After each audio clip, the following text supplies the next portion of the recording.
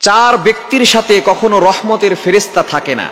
যাদের কাছে রহমতের ফেরেশতা থাকে না, তাদের কাছে কোনো বরকত থাকে না, তারা প্রত্যেকটা জায়গায় জায়গায় ফেইলার হয়, ব্যর্থ হয়, তারা কখনো গেইনার হতে পারে না। মনে রাখবেন, আমরা সকলেই কিন্তু গেইনার হতে চাই, আমরা সকলেই সফলতা অর্জন করতে চাই, কিন্তু রহমতের ফেরেশতা যদি আপনার কাছে না থাকে, বরকতের ফেরেশতা যদি আপনার কাছে না থাকে, তাহলে আপনি কিভাবে আপনার লাইফে রহমত নিয়ে আসবেন এবং আপনার লাইফে সুখ নিয়ে আসবেন? এজন্য অবশ্যই এই চার ধরনের মানুষ, চারটি কোয়ালিটি, চারটি বদ অভ্যাস থেকে আমাদেরকে দূরে সরে আসতে হবে। এক নাম্বার, যে সমস্ত মানুষরা সব সময় নাপাক অবস্থায় থাকে, তাদের সাথে কখনো রহমতের ফেরেশতারা থাকে না। মনে রাখবেন, ফেরেশতারা পবিত্র এবং তারা পবিত্রতাকে পছন্দ করেন, এবং আল্লাহ তাআলাও যারা পবিত্র তাদেরকে ভালোবাসেন। সূরা বাকারার ভিতরে আল্লাহ বলে দিয়েছেন, ইন্নাল্লাহা ইউহিব্বুত তাওয়াবিন ওয়া ইউহিব্বুল মুতাতাহহিরিন। আল্লাহ তাআলা যারা তাওবাকারী তাদেরকে ভালোবাসেন, এবং যারা পবিত্র, সব সময় পবিত্র অবস্থায় থাকে, তাদেরকে আল্লাহ তাআলা ভালোবাসেন। অনেকের ফরজ গোসল হয়, গোসল ফরজ হয়ে গেছে, তারপরে গোসল করে না, হেলায় খেলায় সময় নষ্ট করে একদিন দুই দিন পার করে দেয়। অনেক মা বোনরা এই কাজটা করে থাকেন, অনেক পুরুষরাও এটা করে থাকেন। খবরদার, নাপাক অবস্থায় থাকবেন না।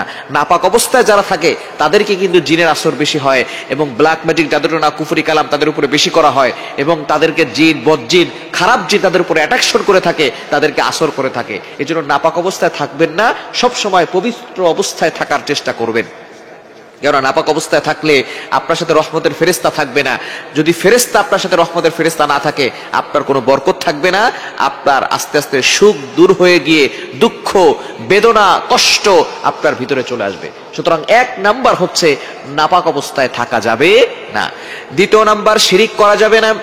আল্লাহ পাক রব্বুল আলামিন শিরিককারীকে কখনো ক্ষমা করেন না।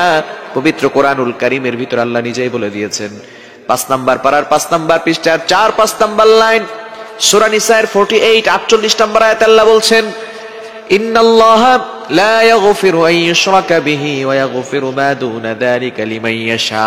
আল্লাহ তাআলা সব গুনাহ ক্ষমা করেন, কিন্তু শিরিককারীকে কখনো ক্ষমা করেন না। এবং শিরিককারী যারা আছেন, যারা আল্লাহর সাথে অন্য কাউকে শরীক করেন, তাদেরকে আল্লাহ তাআলা পছন্দ করেন না, তাদের সাথে রহমতের ফেরেশতারাও থাকে না। শিরিককারীদের উপরে কোনোভাবেই বরকত আসে না, রহমত আসে না। মনে রাখবেন, আল্লাহর সাথে কাউকে অংশীদার করা যাবে না।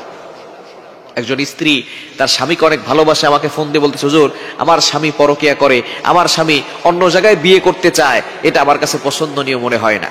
একটু চিন্তা করে দেখেন, একজন স্ত্রী তার স্বামীর ভালোবাসার ভাগ অন্য কাউকে দিতে চায় না। সুতরাং আল্লাহ হচ্ছেন আমাদের সৃষ্টিকর্তা, তিনি কিভাবে এটা সহ্য করবেন যে আপনি আল্লাহর সৃষ্টি হয়ে, আপনি আল্লাহর নিয়ামত ভোগ করে, আল্লাহর জমিনে থেকে, আল্লাহর আসমানের নিচে থেকে আপনি আল্লাহর সাথে অন্য কাউকে শরীক করবেন? এটা আল্লাহ বরদাস্ত করতে পারে না। সুতরাং এটা আল্লাহ তাআলা কখনো ক্ষমা করবেন না। 2 নাম্বার হচ্ছে, যারা শিরিককারী, তাদের সাথে রহমতের ফেরেশতারা থাকে না।